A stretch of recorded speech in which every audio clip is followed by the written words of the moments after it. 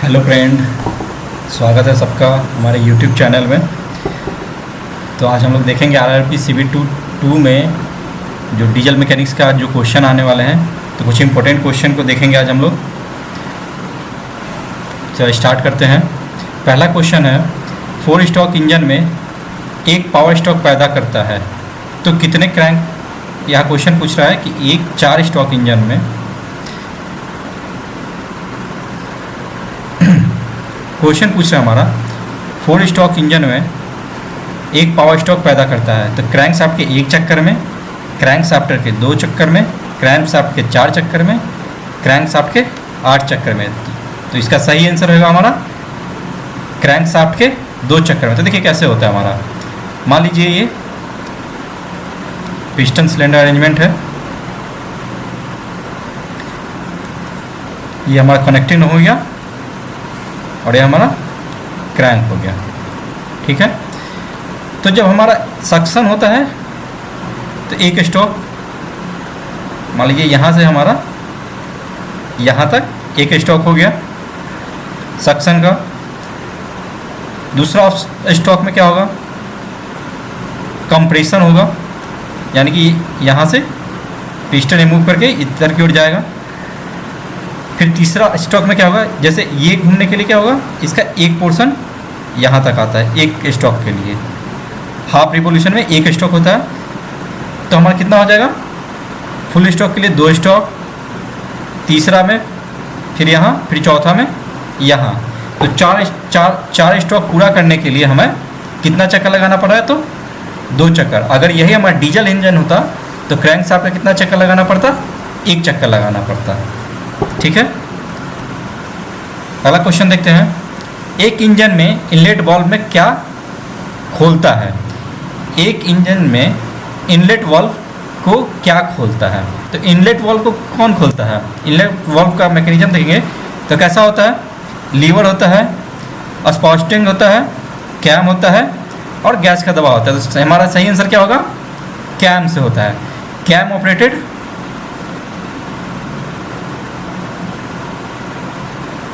Operated हमारा inlet outlet valve होता है। तो अगर इनलेट भी होगा तभी भी कैम ऑपरेटेड होगा, आउटलेट होगा तो कैम ऑपरेटेड होगा। तीसरा है क्वेश्चन हमारे पास, डीजल इंजन के बारे में कौन सा कथन सही नहीं है। तो यहाँ बताना है कौन सा कथन सही नहीं है। तो देखिए पहला ऑप्शन हमारे पास है, या स्पिंडल या कंप्रेशन इग्निशन इंजन होता है। अब बताइए आप लोग, डीजल इंजन कैसा इंजन होता है, कंप्रेशन इग्निशन होता है या स्पार्क इग्निशन होता है। तो डीजल इंजन जो होता है हमारा कंप्रेशन इग्निशन इंजन होता है। तो सही है। आगे देखते हैं, यह एक स्पार्क इग्निशन इंजन है।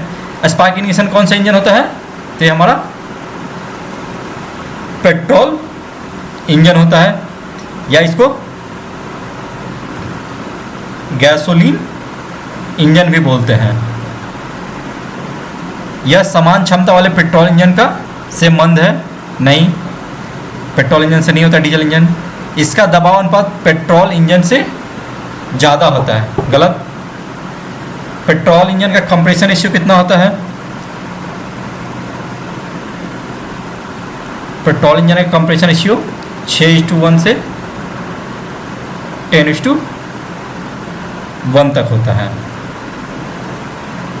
जबकि डीजल इंजन का होता है हमारा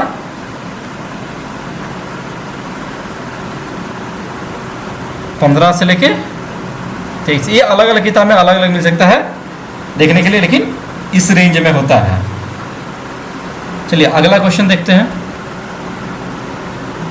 एक इंजन में स्टॉक की लंबाई डैश के बराबर होती है।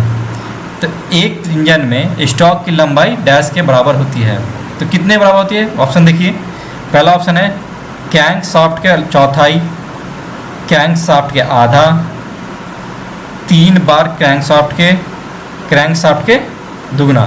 तो हमारा सही आंसर क्या होगा, क्रैंक शाफ्ट के दुगना होता है। अगला क्वेश्चन देखते हैं, पेट्रोल इंजन में वायु ईंधन मिक्सचर कहाँ जलता है। तो जो पेट्रोल इंजन होता है उसमें जो एयर फ्यूल मिक्सचर जो होता है कहाँ जलता है? देखिए, पहला ऑप्शन है इंजन सिलेंडर में, दूसरा है इनलेट मैग्नीफोल्ड में, तीसरा है सिलेंडर ब्लॉक में, चौथा है एग्जॉस्ट मैनिफोल्ड में। तो क्या होगा? जो हमारा कंबसन होता है वो कहाँ होता है? इंजन सिलेंडर के अंदर में। तो ऑप्शन सही कौन सा होगा हमारा? इंजन सिलेंडर में। ठीक है, कंबसन हमारा कहाँ होता है? जो हमारा इंजन सिलेंडर होता है उसके अंदर में। ठीक है, अगला क्वेश्चन देखते हैं।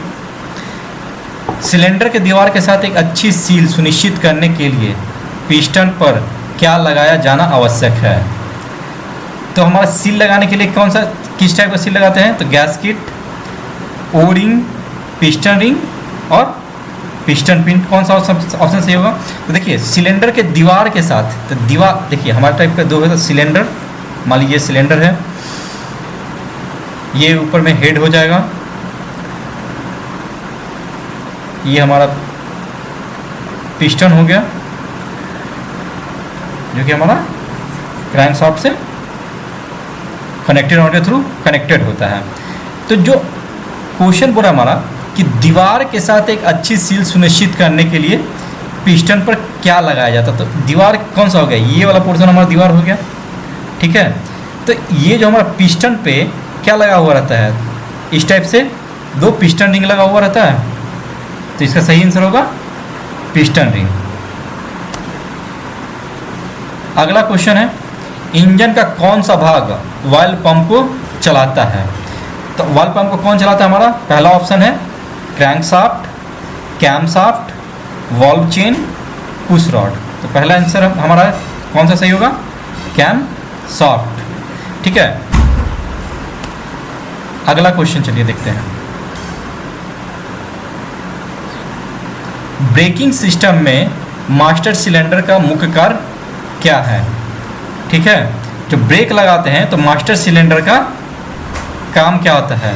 तो पहला ऑप्शन है सड़क से कंपन को अवशोषित करना, ब्रेक के द्रव स्तर को मापना, तीसरा ऑप्शन है इंजन की चाल को नियंत्रित करना, चौथा ऑप्शन है ब्रेक संचालित करने के लिए हाइड्रोलिक दबाव का निर्माण करना।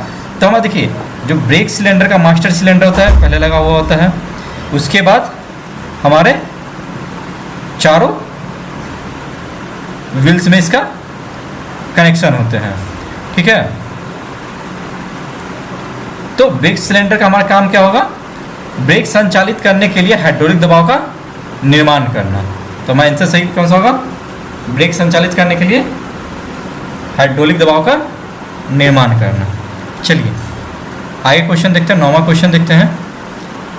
कार्यस्थल पर व्यक्तिगत सुरक्षा करने के लिए आपको क्या करना चाहिए? तो ये क्वेश्चन हो गया हमारा किससे? सेफ्टी से। ठीक है, ये क्वेश्चन हमारा सेफ्टी से हो गया।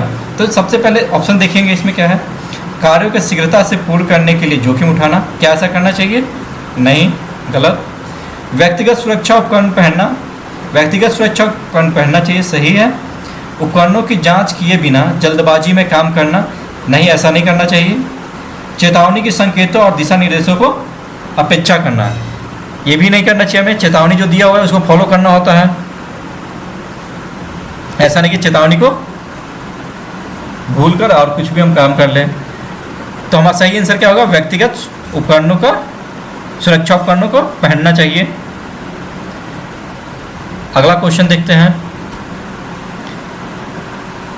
निम्नलिखित में से किस प्रकार के प्लायर का उपयोग तारों को लूप को आकार देने और हल्के धातु के पट्टियों को वक्र बनाने में किया जाता है? ये देखिए क्वेश्चन आपका है कि जो हमारा टाइप ऑफ प्लायर का है, ठीक है, जो प्लास होता है उसका कितने टाइप का होता है और उसका सबका काम क्या है? तो हमारा क्वेश्चन पूछ रहा है कि तारों को लूप आकार देने के लिए, लूप आकार यानी कि इस टाइप से गोल बनाने के लिए, एक हल्की धातु के पट्टियों में वक्र बनाने के लिए, यानी कि मान लीजिए इस टाइप का स्ट्रिप है, इसको सीधा करने के लिए, कर्व करने के लिए किस टाइप का करेंगे? तो चपटे मुख वाले प्लायर को फ्लैट टाइप का, मान लीजिए इस टाइप से हमारा हेड है उसका, तो क्या क्या इस टाइप वाला हेड में हमारा गोल कर पाएंगे? नहीं कर पाएंगे। उसके बाद अगला है गोल मुख प्लेयर, राउंड नोज प्लेयर। तो राउंड नोज प्लेयर से हम लोग कर सकते हैं। इंड कटिंग प्लायर यानी कि अंत कर्तन प्लायर, इससे भी नहीं कर सकते हैं। स्पन जोड़ प्लायर, जिसको कि इंग्लिश में बोलते हैं स्प्लाइन, स्लिप जॉइंट प्लायर, तो इससे भी नहीं कर सकते। हमारा सही आंसर क्या होगा? बी, राउंड नोज प्लायर, जिसको कि हिंदी में गोलमुख प्लायर भी कहते हैं।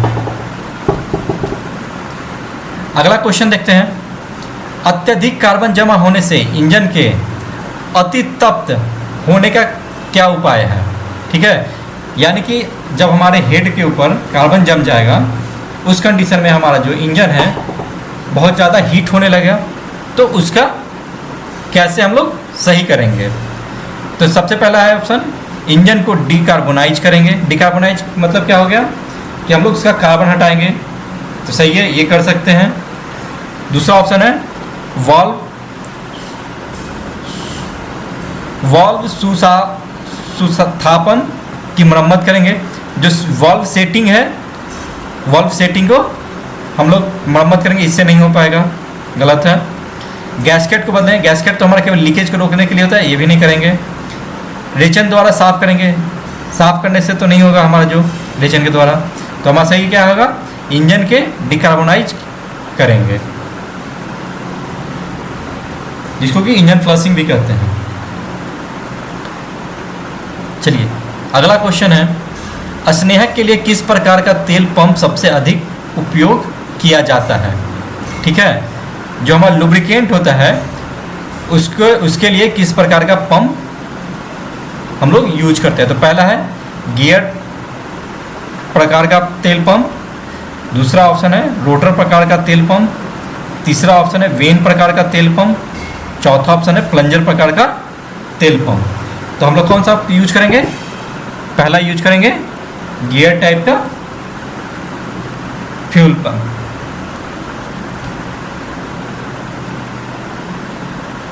अगला क्वेश्चन है, एक डीजल इंजन में ईंधन फीड पंप कहाँ स्थित होता है? तो डीजल इंजन में जो हमारा फ्यूल फीड पंप जो होता है वो कहाँ पे स्थित होता है? तो पहला ऑप्शन है इसमें ईंधन टैंक के ऊपर, नहीं ईंधन टैंक के ऊपर नहीं रहेगा, ऊपर रहेगा तो कैसे करेगा। दूसरा है इंजेक्टर पे, ये भी नहीं होगा। इंजेक्शन पंप पर, हाँ ये सही है, नहीं इंजेक्शन पंप पे भी नहीं होगा। इसका आंसर होगा हमारा ईंधन टैंक के अंदर। जो हमारा फ्यूल पंप होता है वो हमारा फ्यूल टैंक के अंदर में होता है। जो फ्यूल फीडिंग पंप होता है वो हमारा, ये गलत किया हुआ है, इसका आंसर होगा ईंधन टैंक के अंदर। ठीक है, चलिए अगला क्वेश्चन देखते हैं। इंजन सिलेंडर का हेड डैश से बना होता है। इंजन सिलेंडर का हेड जो होता है, जो ऊपर का पोर्शन होता है हेड, वो किससे बना होता है? पीतल का नहीं, स्टील का नहीं, क्रोमियम का नहीं, ढलवा लोहा का, हाँ ढलवा लोहा का होता है, या फिर एल्यूमिनियम का भी होता है। ठीक है, तो यह ढलवा लोहा या एल्युमिनियम का बना हुआ होता है। चलिए क्वेश्चन, अगला क्वेश्चन है, एक वाहन 1.4 लीटर इंजन द्वारा संचालित होता है। तो 1.4 लीटर क्या दर्शाता है? आप लोगों ने देखा होगा गाड़ी के पीछे लिखा हुआ रहता है, फोर व्हीलर के पीछे 1.4L। इसका मतलब क्या होता है? तो इसका मतलब हमें बताता है कि ये इंजन का कितना क्षमता है। चलिए ऑप्शन देखते हैं। बोर का व्यास नहीं, इंजन का घन क्षमता, हाँ सही है। इंजन टॉर्क नहीं, हॉर्स पावर नहीं, हॉर्स पावर भी नहीं बताता है। तो ये इंजन का क्षमता घन क्षमता बताता है, यानी कि जो इंजन सिलेंडर है, इंजन सिलेंडर का जो वॉल्यूम होता है उसको लीटर में, लीटर के टर्म में ये दिखाता है। ठीक है, अगला क्वेश्चन देखते हैं। डीजल इंजन का वह भाग जो पावर स्ट्रोक के दौरान ऊर्जा को स्टोर करता है क्या कहलाता है? ठीक है, तो पहला ऑप्शन है क्रैंकशाफ्ट, दूसरा है कनेक्टिंग रॉड, यहाँ कुछ इस टाइप से लिखा गया है कनेक्टिंग रॉड, तीसरा है फ्लाईव्हील, चौथा ऑप्शन है वाइब्रेशन डैम्पर। तो हमारा सही क्या होता है, जो हमारा एनर्जी को स्टोर करता है उसको क्या बोलते हैं, फ्लाईव्हील। ठीक है, जो हमारा एक गोल चक्का की तरह होता है जो कि वेटेड मास होता है, जो हमारा मोमेंटम के तौर में एनर्जी को ऑब्जॉर्ब करके रखता है। एक इंजन का स्टॉक डैश होता है। इंजन का स्टॉक क्या होता है, तो सिलेंडर का व्यास नहीं, सिलेंडर की लंबाई नहीं होता है, टीडीसी और बीडीसी के बीच की दूरी को, हाँ सही है ये। अब टीडीसी और बीडीसी क्या होता है, तो मान लीजिए ये सिलेंडर है, ठीक है, ये पिस्टन है, तो पिस्टन जहाँ से जहाँ तक मूव करेगा, ऊपर की ओर जहाँ तक मूव करेगा वो हमारा टीडीसी हो जाएगा, जिसको कि फुल फॉर्म होता है टॉप डेड सेंटर, और जहाँ तक नीचे की ओर मूव कर सकता है उसको हम लोग बोलते हैं बीडीसी, यानी कि बॉटम डेड सेंटर। ठीक है, अगला ऑप्शन देख लेते हैं क्या लिखा हुआ है, कनेक्टिंग रॉड की लंबाई नहीं, कनेक्टिंग रॉड की लंबाई नहीं होता है। तो हमारा सही आंसर हो जाएगा क्या, टीडीसी और बीडीसी के बीच की दूरी। चलिए अगला क्वेश्चन देखते हैं। एक ऑटोमेटिक इंजन में कंप्रेसर रिंग की न्यूनतम संख्या कितनी होती है। तो ऑटोमेटिक इंजन में हमारा कंप्रेसर रिंग की संख्या कितनी होती है, ऑप्शन दिया हुआ है 1 2 3 4। तो हमारा सही ऑप्शन क्या होगा, 2। हमारा कितना कंप्रेसर रिंग होना चाहिए, 2 होना चाहिए। अगला क्वेश्चन देखते हैं, इनमें से कौन सा एक अर्ध ठोस प्रकार का स्नेहक है, यानी कि सेमी सॉलिड लुब्रिकेंट इंग्लिश में बोलेंगे। ठीक है, तो कौन सा होगा, ग्रेफाइट क्या है, किस टाइप का, तो ठोस टाइप का है। खनिज तेल होता है, ये खनिज तेल लिखना था, खनिज तेल जो होता है वो हमारा किस टाइप का है, द्रव टाइप का स्नेहक है। ग्रीज है जो हमारा अर्ध ठोस टाइप का होता है। माइका किस क्या है, माइका हमारा ठोस टाइप का होता है। तो हमारा आंसर कौन सा सही होगा, ग्रीज। ठीक है, तो हमारा अर्ध ठोस टाइप का स्नेहक कौन सा हो जाएगा, ग्रीस हो जाएगा। चलिए अगला क्वेश्चन है, SAE40 द्वारा स्नेह के किस गुण को दर्शाया जाता है। आप लोगों ने देखा होगा लुब्रिकेंट के ऊपर दिया हुआ रहता है, कोडिंग क्या होता है 20W40, 10W50 या फिर SAE40 ग्रेड। ठीक है, या SAE50 ग्रेड।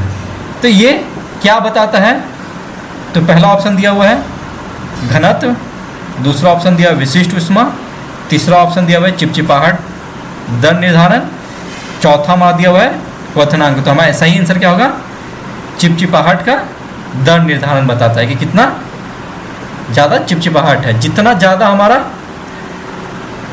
ऐसे ग्रेड का नंबर होगा, ये जो नंबर दिया हुआ है, उतना कम चिपचिपाहट होगा। जितना कम होगा उतना हमारा ज़्यादा अच्छा होगा, चिपचिपाहट उसका ज़्यादा अच्छा होगा। ठीक है, चलिए तो आगे अगला देखेंगे क्वेश्चन। आप लोग को अच्छा लगा क्वेश्चन तो कमेंट में ज़रूर बताइएगा, और कुछ और भी चाहिए होगा तो कमेंट में सजेशन दीजिएगा, जिससे कि हम अपने आगे के लिए आपको कुछ और बेटर कंटेंट प्रोवाइड करा सकें। तब तक के लिए थैंक यू।